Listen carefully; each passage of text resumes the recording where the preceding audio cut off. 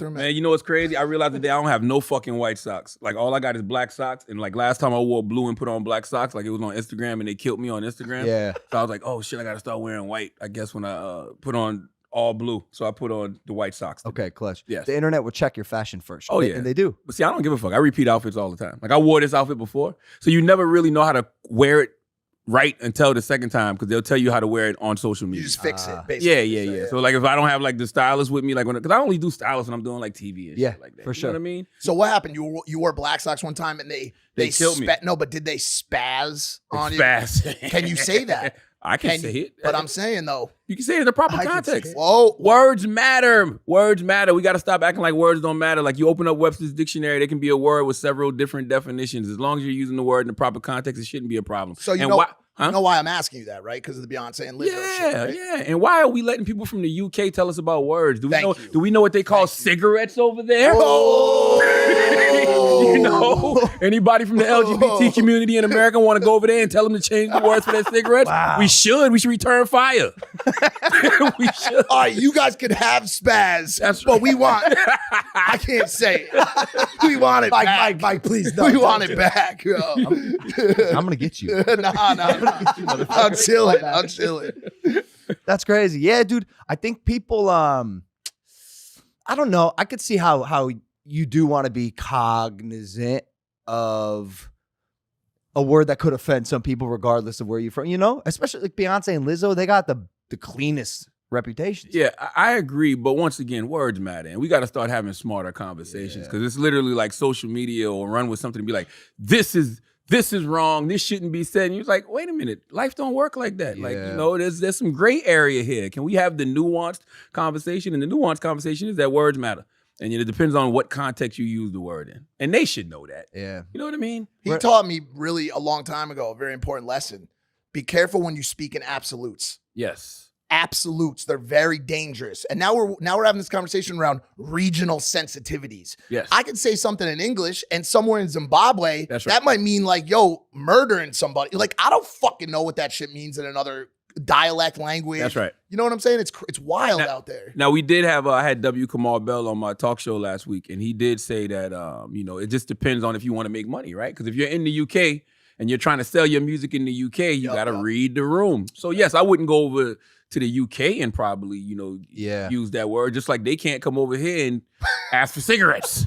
You know what I mean? Without somebody looking at them crazy. So I understand that, but it's like, yo, man, that stuff like that should be a non-starter. Like, that shouldn't even be a conversation. Why are we reacting to these people on social media like that? Why do we give social media that much power?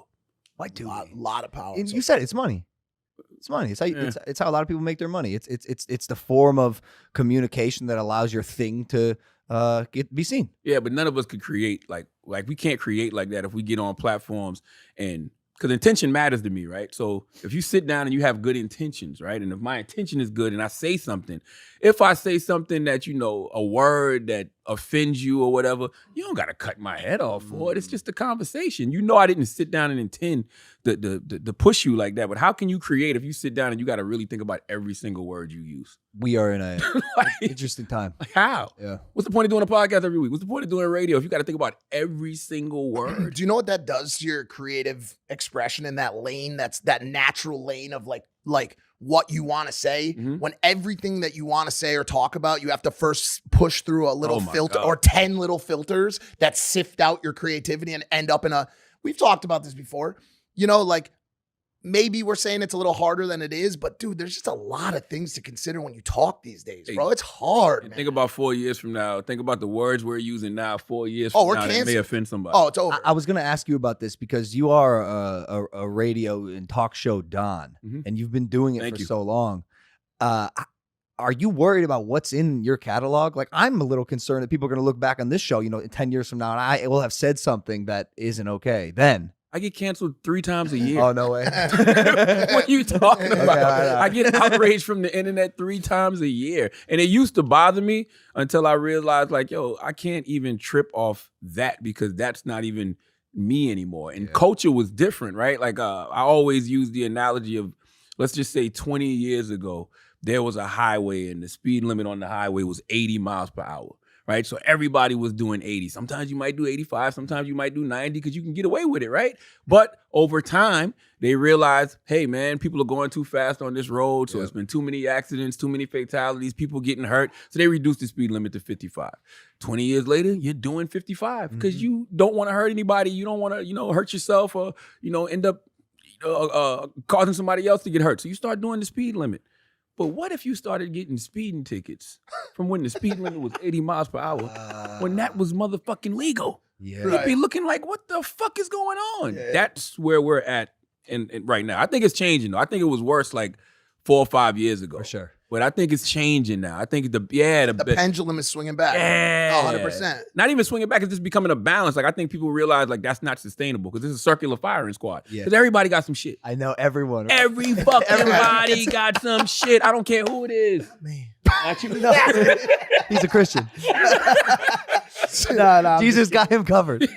Oh, I saw you posting Bishop Jakes. I like his stuff. You do? Yeah. Word. Him and Stephen Furtick are pretty dope. Me and Stephen Furtick from the same hometown. Oh, awesome. Yeah, Moncks Corner, South Carolina. Team Christians, bro. Yeah, Stephen Furtick, him and my wife went to high school together. I was already kicked out of high school by the time, they came around. But they canceled you in high school already? They canceled me in high school. I got expelled from 2 high schools, bro. Oh, damn. I only got kicked out of 1. Really? Yeah. The principal was like, hey, I think you should leave. I was like, damn. I was like, okay.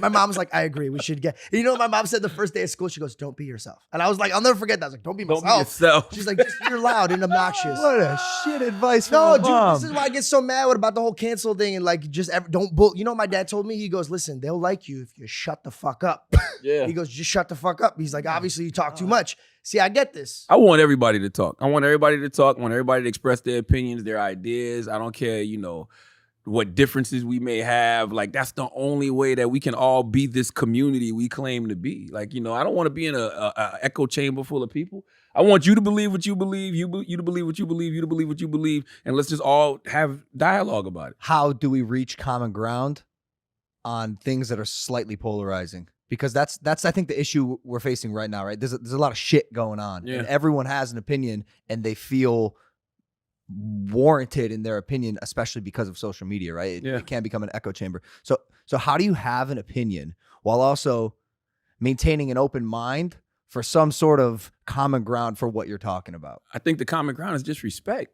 You know what I'm saying? Like, I'm not going to disrespect you just because you think differently than me or you have a different opinion. Like, I think that's the problem, right? The problem is we either label people good and bad or right and wrong. You know what I mean? Good, evil. Like, no. If you have a difference of opinion, that's all it is. And I respect you as a human to have that. And guess what? If I do something that, speaking of elementary school, if I do something that they teach us in elementary school, which is the golden rule, just simply do unto others as you would have them do unto you. Why is that so hard It now? shouldn't be. It's wild, bro. It shouldn't It's be. such a simple fucking That's concept it. to just be good to other people. That's it. I've been talking about this crazy lately. Why has that become so hard? Because they feel like if you're not with them, you're against them. Well, a lot of people answer back when I post about it and they say, well, people aren't being good to me. And so why the fuck should I be good to other people? I get that from a lot of, especially the younger people, right? Why should I be good to other people and not being good to me? Because you got to break the cycle. Yeah. Until you start coming out of your shell, being good to people who aren't being good to you, the cycle's the hate cycle is never going to stop. Yeah. You know what I'm saying? You got to at some point dig deep in that ego and that pride of yours and against all fucking odds, stick that olive branch out. Take that shot to the chin and fucking wear it and break that cycle. And a lot of us got to start breaking that cycle of hate and reaching out and shaking hands with people we don't agree with. That's fucking absolutely correct.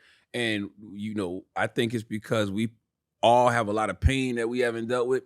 And we all got a lot of trauma that we haven't dealt with and hurt that we haven't dealt with. So, like, hurt people. So when we say do unto others as you would have them do unto you, people are being shitty to other people because they feel shitty on the inside.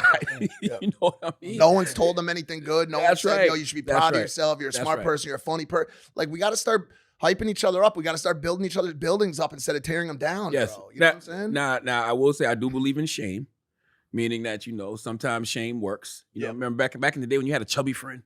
You know what I mean? You shame him into getting shape. You love him. You know what I mean? You know where this fatness is going to lead. So I do believe in, like, just calling it how it is, and you could do it in a loving way.